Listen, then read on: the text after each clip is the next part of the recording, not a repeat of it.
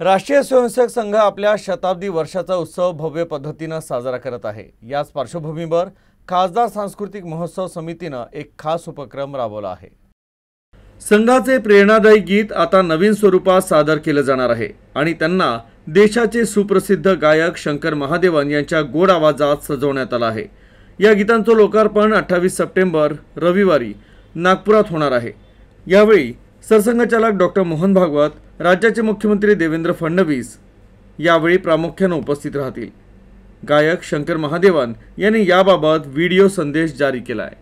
निर्माणों के पावन युग में हम चरित्र निर्माण न भूलें,